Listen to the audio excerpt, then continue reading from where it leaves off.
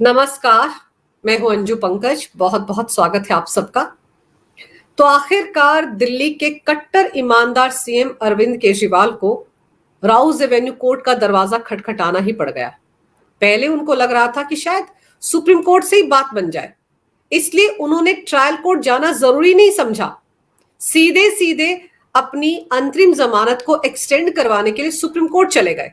लेकिन जब supreme court से झटका लगा, सुप्रीम कोर्ट ने अपने दरवाजे बंद कर दिए अरविंद केजरीवाल के लिए, तब अरविंद केजरीवाल को ट्रायल कोर्ट यानी राउज एवेन्यू कोर्ट का दरवाजा खटखटाना पड़ा। और गुरुवार को अरविंद केजरीवाल ने राउज एवेन्यू कोर्ट में एक साथ दो याचिकाएं दायर की। एक तो उन्होंने 1 हफ्ते की अंतरिम जमानत की गुहार लगाई और दूसरे उन्होंने रेगुलर बेल के लिए भी राउज एवेन्यू कोर्ट में अलग से याचिका दायर की है। पहले राउज एवेन्यू कोर्ट ने दोनों याचिकाओं पर एक साथ 1 जून को सुनवाई करने का फैसला किया था, लेकिन जब ईडी ने इसका विरोध किया और ईडी ने कहा कि उन्हें तैयारी करने में थोड़ा समय लगेगा, तब राउज एवेन्यू कोर्ट में विशेष जज ने यह कहा कि अंतरिम जमानत पर तो 1 जून को सुनवाई होगी, लेकिन जो रेगुलर बेल है, जो नियमित जमानत है, उस पर 7 जून को अदालत सुनवाई करेगी। लेकिन अरविंद केजरीवाल की जमानत का विरोध करते हुए ईडी के वकील additional solicitor general SV Raju ने सीधे सीधे कहा कि अरविंद केजरीवाल ये जो 20-21 दिन उनको अंतरिम जमानत मिली हुई थी, उस दौरान तो शहर शहर घूम घूम कर रोड शो कर रहे थे, रैलियां कर रहे थे, चुनाव प्रचार कर रहे थे। लेकिन जब उनकी अंतरिम जमानत खत्म होने वाली थी, यानी कि जब उनको 2 जून को तिहाड़ जेल में सरेंडर करना था, उससे 3 दिन पहले उन्होंने अंतरिम जमानत को एक्सटेंड करवाने की याचिका सुप्रीम कोर्ट में डाली। तब जाकर उनको पता चला कि उनकी तबीयत खराब हो सकती है, उनको गंभीर बीमारियों का अंदेशा है। तब उनके मंत्रियों सौरभ भारद्वाज और आतिशी सिंह ने मोर्चा खोल लिया और ये हवा बनानी शुरू कर दी मीडिया में कि अरविंद केजरीवाल को बहुत गंभीर बीमारियां हो सकती हैं, क्योंकि उनका 7 किलो वजन कम हो गया है, उनका कीटोन लेवल बहुत बढ़ गया है और ऐसे में उनको कैंसर भी हो सकता है और उनकी किडनियां फेल भी हो सकती है। किडनियों की कोई गंभीर बीमारी उनको हो सकती है। ये मैं नहीं कह रही हूं, ये आतिशी सिंह और सौरभ भारद्वाज कह रहे थे, जिनका कहना था कि अरविंद केजरीवाल को पेट स्कैन करवाना पड़ेगा, सीटी स्कैन करवाना पड़ेगा, वगैरह वगैरह। तो ईडी ने इसी बात को कोर्ट के सामने रखा कि इससे पहले अरविंद केजरीवाल कहां थे और उनके पास चुनाव प्रचार करने का समय है, लेकिन अपना इलाज करवाने का समय नहीं है। अगर वो चाहते, जैसे उनको इस बात का एहसास हुआ था कि उनका वजन कम हो गया है और उनका कीटोन लेवल बढ़ गया है और मैक्स अस्पताल ने कहा कि उनको बड़ी गंभीर बीमारी हो सकती है, तो अरविंद केजरीवाल को तुरंत अंतरिम जमानत पर मिले इन दिनों का भरपूर इस्तेमाल करते हुए पहले ही अपने सारे टेस्ट करवा लेने चाहिए थे। लेकिन अरविंद केजरीवाल ने जानबूझकर अंतरिम जमानत की मियाद खत्म होने से 3 दिन पहले सुप्रीम कोर्ट का दरवाजा खटखटाया एक्सटेंशन के लिए। यानी कि सीधे सीधे ईडी की तरफ से कोर्ट में कहा गया कि अरविंद केजरीवाल नौटंकी कर रहे हैं, नाटकबाज है, इसके अलावा और कुछ नहीं है। वो जानबूझकर रियायत चाहते हैं मेडिकल ग्राउंड्स पर, जबकि वो बिल्कुल ठीक ठाक है।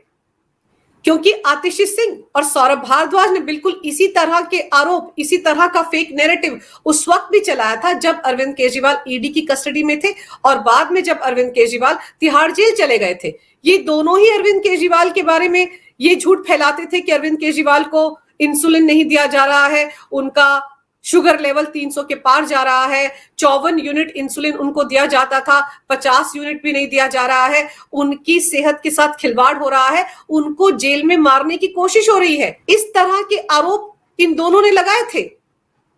यहां तक कहा था कि 3.5 किलो वजन अरविंद केजरीवाल का तिहाड़ जेल में कम हो गया। तब तिहाड़ जेल प्रशासन को एक प्रेस नोट रिलीज करके बताना पड़ा था कि 65 किलो वजन के साथ अरविंद केजरीवाल तिहाड़ जेल में आए थे और जब वो वहां पर थे तब भी उनका 65 किलो वजन था, वजन उनका कम नहीं हुआ था। तो ये सारी नौटंकी, सारा फेक नैरेटिव एक सोची समझी रणनीति का हिस्सा था। तब भी ये कोशिश हो रही थी कि किसी ना किसी तरीके से अरविंद केजरीवाल को मेडिकल ग्राउंड्स पर जमानत मिल जाए। और अब जब अंतरिम जमानत पर अरविंद केजरीवाल बाहर हैं और उन्होंने सारे फेजेस में चुनाव प्रचार कर लिया, दिल्ली में चुनाव प्रचार कर लिया, लखनऊ गए थे, मुंबई गए थे, पंजाब गए थे, और पंजाब में तो वो गुरुवार तक प्रचार कर रहे थे। जब ये सब कुछ हो गया तो उसके बाद अरविंद केजरीवाल को याद आया कि उन्हें एक्सटेंशन चाहिए अपनी अंतरिम जमानत में। तब 3 दिन पहले वो सुप्रीम कोर्ट गए थे और सुप्रीम कोर्ट ने उनकी याचिका को सुनने से सीधे सीधे इनकार कर दिया। सुप्रीम कोर्ट के रजिस्ट्री विभाग ने साफ साफ कहा कि अरविंद केजरीवाल अंतरिम जमानत पर है, और उन्होंने दिल्ली हाईकोर्ट के फैसले को चुनौती देने वाली जो याचिका सुप्रीम कोर्ट में दायर की थी, जिसमें यह कहा था कि उनकी गिरफ्तारी जो ईडी ने की है वो अवैध है, गलत तरीके से उन्हें गिरफ्तार किया गया है, इस पर सुप्रीम कोर्ट ने अपना फैसला सुरक्षित रखा हुआ है। और जब अंतरिम जमानत दी गई थी अरविंद केजरीवाल को, तो जस्टिस खन्ना ने साफ साफ कहा था कि अरविंद केजरीवाल को रेगुलर बेल के लिए, नियमित बेल के लिए राउस एवेन्यू कोर्ट का दरवाजा खटखटाना होगा। ये जानकारी देने के साथ सुप्रीम कोर्ट के रजिस्ट्री विभाग ने अरविंद केजरीवाल की याचिका को सुनने से इनकार कर दिया था। राउस एवेन्यू कोर्ट ने गुरुवार को ईडी को नोटिस जारी किया है इस मामले पर। यहां पर अरविंद केजरीवाल को यह भी याद रखना जरूरी है कि उनके खिलाफ सप्लीमेंट्री चार्जशीट ईडी ने राउस एवेन्यू कोर्ट में पहले ही दायर कर दी थी, जिसमें अरविंद केजरीवाल को मास्टरमाइंड बताया गया है शराब घोटाले का, और आम आदमी पार्टी को भी पीएमएलए एक्ट के सेक्शन 71 और 72 के तहत आरोपी बनाया गया है। और साफ साफ कहा गया है कि जिस तरह से मनी लॉन्ड्रिंग मामले में कंपनीज पर पीएमएलए एक्ट लागू होता है, बिल्कुल उसी तरह से राजनीतिक दल को भी एक कंपनी ही माना जाता है, क्योंकि ये भी लोगों का समूह है, संगठन है। और जिस तरह से कंपनी पर जब मनी लॉन्ड्रिंग कानून के तहत कार्रवाई होती है, तो उसका जो कर्ता धर्ता होता है, जो प्रमुख अधिकारी होता है, जिसमें चेयरमैन हो सकता है, प्रेसिडेंट हो सकता है, डायरेक्टर हो सकता है, जैसे उनके खिलाफ कार्रवाई होती है, बिल्कुल उसी तरीके से आम आदमी पार्टी के संयोजक यानी मुखिया के खिलाफ कार्रवाई होगी। और इस मामले में भी अरविंद केजरीवाल फंसेंगे, क्योंकि अरविंद केजरीवाल तो उस दिन से, जब 2 अक्टूबर 2012 को आम आदमी पार्टी का गठन हुआ था, तब से लेकर अब तक अरविंद केजरीवाल ही आम आदमी पार्टी के संयोजक हैं। वो अकेले अपने हिसाब से, अपने तरीके से आम आदमी पार्टी को चलाते हैं, यानी कि सिर्फ आम आदमी पार्टी में अरविंद केजरीवाल का ही सिक्का चलता है। और 2020-21 में जब नई आबकारी पॉलिसी बनाई गई थी, जब मनीष सिसोदिया डिप्टी सीएम हुआ करते थे और साथ ही साथ एक्साइज मिनिस्टर भी हुआ करते थे, जिस वक्त ये आबकारी पॉलिसी बनाई गई थी, उस वक्त भी अरविंद केजरीवाल ही आम आदमी पार्टी के संयोजक थे। तो एक तो वो नई आबकारी पॉलिसी के मास्टरमाइंड है, उनका ही ब्रेन चाइल्ड है नई आबकारी पॉलिसी, ये ईडी का कहना है, और चार्जशीट में भी उन्होंने इसको लेकर तमाम तरह के खुलासे किए हैं। और दूसरे, अरविंद केजरीवाल आम आदमी पार्टी के भी संयोजक हैं। तो दो तरीके से अरविंद केजरीवाल इस शराब घोटाले में फंस रहे हैं, एक सीएम होने के नाते और दूसरे आम आदमी पार्टी के संयोजक होने के नाते। देखा जाए तो अरविंद केजरीवाल ने आम आदमी पार्टी का जो संविधान था उसकी तो धज्जियां उड़ा दी हैं। आम आदमी पार्टी के संविधान के मुताबिक एक व्यक्ति को एक ही पोस्ट मिल सकती थी, एक ही पद मिल सकता था। और जो आम आदमी पार्टी ने शुरुआत में अपनी पार्टी के लिए लोकपाल नियुक्त किया था एडमिरल रामदास को, उन्होंने यही सवाल 2015 में उठाया था कि अरविंद केजरीवाल सीएम भी हैं दिल्ली के और साथ ही साथ आम आदमी पार्टी के संयोजक भी हैं, तो उनको दोनों में से एक पद छोड़ना चाहिए। इसी के चलते एडमिरल रामदास को बहुत बेइज्जत करके उनके पद से हटा दिया गया था। उनको किसी ने ऑफिशियली बताया तक नहीं था कि उनको लोकपाल के पद से हटा दिया गया है, बल्कि उनको टीवी चैनल से पता चला था। तो इससे आप अंदाजा लगा सकते हैं कि अरविंद केजरीवाल को पार्टी में जिसने चुनौती दी, अरविंद केजरीवाल ने उसकी छुट्टी कर दी। फिर चाहे वो प्रशांत भूषण हो, योगेंद्र यादव हो या बाकी तमाम नेता हो। और ऐसे में अरविंद केजरीवाल ये नहीं कह सकते कि आम आदमी पार्टी के सबसे बड़े पदाधिकारी वो नहीं है। आम आदमी पार्टी के पास ही तो सारा फंड आया है। आम आदमी पार्टी ने ही उस फंड को गोवा में विधानसभा चुनाव के लिए ट्रांसफर करवाया था हवाला के जरिए, जिसको लेकर तमाम खुलासे विनोद चौहान कर रहा है, जो वकील बताया जाता है पेशे से, ईडी की कस्टडी में है।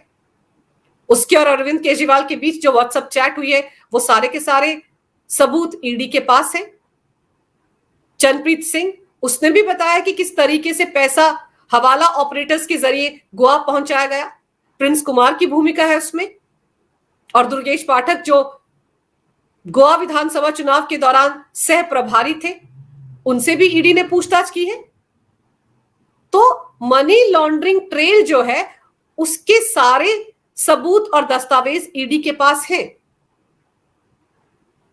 सप्लीमेंट्री चार्जशीट का संज्ञान राउज एवेन्यू कोर्ट ने ले लिया है। 4 जून को उस पर सुनवाई होगी। तो ऐसे में अरविंद केजरीवाल को अगर लग रहा है कि उन्हें बड़े आसान तरीके से अंतरिम जमानत में 1 हफ्ते की एक्सटेंशन मिल जाएगी और हो सकता है कि रेगुलर बेल भी मिल जाए, तो वो दिन दहाड़े मुंगेरी लाल के हसीन सपने देख रहे हैं। उनको सिसोदिया की तरफ देख लेना चाहिए। सिसोदिया की गुरुवार को वीडियो कॉन्फ्रेंसिंग के जरिए ट्रायल कोर्ट में पेशी हुई थी। उनकी न्यायिक हिरासत को 6 जुलाई तक बढ़ा दिया गया है। कोई राहत उनको नहीं मिली है। इससे पहले याद कीजिए, दिल्ली हाई कोर्ट ने भी सिसोदिया को जमानत देने से इनकार कर दिया था। हालांकि कोर्ट ने उनको हर हफ्ते उनकी बीमार पत्नी से मिलने का समय दिया है।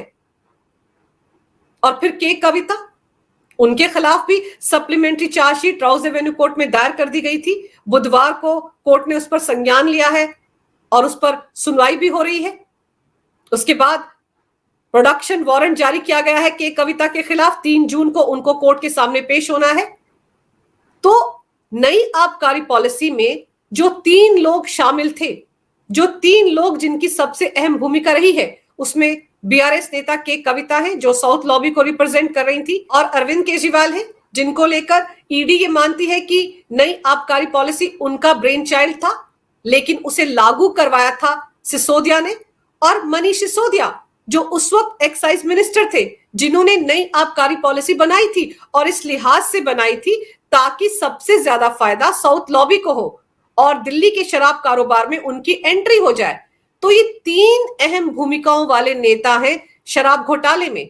तो जब के कविता को जमानत नहीं मिल पा रही है, जबकि उनकी तरफ से उनके वकील ने कोर्ट में ये गुहार लगाई थी कि पीएमएलए एक्ट में महिलाओं के लिए विशेष प्रावधान है, लेकिन ईडी ने यह कहा था कि सामान्य महिलाओं के लिए वो प्रावधान है, लेकिन के कविता के लिए वो प्रावधान नहीं है क्योंकि वो स्पेशल है। वो ऐसी महिला है जो गवाहों को डराती धमकाती रही है। उन्होंने सबूतों के साथ छेड़छाड़ की। उन्होंने अपने 5 मोबाइल का जो डाटा था उसको डिलीट कर दिया। ऐसे में उनको जमानत नहीं दी जा सकती क्योंकि वो एक पावरफुल नेता है और अभी भी बाहर जाकर गवाहों को डरा धमका सकती हैं। तो जब सिसोदिया को जमानत नहीं मिल रही है, कि कविता को महिला होने के बावजूद जमानत नहीं मिल रही है, तो अरविंद केजरीवाल कैसे सोच सकते हैं कि उनको अंतरिम जमानत भी मिल जाएगी और रेगुलर बेल भी मिल जाएगी, वो भी राउज एवेन्यू कोर्ट से। केजरीवाल के लिए डरने की बात यह है कि वो 2-2 याचिकाओं के साथ राउज एवेन्यू कोर्ट तो चले गए हैं, लेकिन इतिहास उठाकर देख लें तो शराब घोटाले में किसी भी आरोपी को राउज एवेन्यू कोर्ट से जमानत नहीं मिल पाई है। फिर चाहे वो के कविता हो, सिसोदिया हो, विजय नायर हो। करीब करीब 14 से 15 ऐसे आरोपी हैं शराब घोटाले में जो अभी भी तिहाड़ जेल में बंद हैं। अरविंद केजरीवाल के पुराने साथी सत्येंद्र जैन को भी राउज एवेन्यू कोर्ट से जमानत नहीं मिली है। तो ऐसे में अरविंद केजरीवाल को जमानत मिल जाएगी या अंतरिम जमानत में एक्सटेंशन मिल जाएगी, इस पर बड़ा सवालिया निशान है। इसीलिए राउज एवेन्यू कोर्ट के चक्कर में अरविंद केजरीवाल अब फंस गए हैं। वो पीछे पलटकर जब जब के कविता और सिसोदिया को देख रहे हैं तो उनका दिल बैठा जा रहा है कि पता नहीं उनको जमानत मिलेगी या नहीं। और हो सकता है कि इस दौरान अरविंद केजरीवाल कोई नई तिकड़मबाजी करें, नई नौटंकी करें। ऐसा भी हो सकता है कि अरविंद केजरीवाल गायब हो जाएं, छिप जाएं, क्योंकि वो किसी भी हाल में 2 जून को तिहाड़ जेल जाना ही नहीं चाहते। वो चाहते हैं कि मेडिकल ग्राउंड्स पर उनको येन केन प्रकारेण 1 हफ्ते की कम से कम एक्सटेंशन मिल जाए। तो अब 1 जून को अरविंद केजरीवाल के साथ राउज एवेन्यू कोर्ट में क्या होता है, इस पर सबकी निगाहें हैं। अगर आपको ये वीडियो अच्छा लगे तो कृपया इसे लाइक करें, शेयर करें। अगर आप पहली बार मेरे चैनल पर आए हैं तो कृपया मेरे चैनल को सब्सक्राइब करना ना भूलें। मेरे चैनल को अपना पूरा समर्थन दें। ये वीडियो देखने के लिए बहुत बहुत धन्यवाद। नमस्कार। भारत माता की जय हो। वंदे मातरम और जय श्री राम।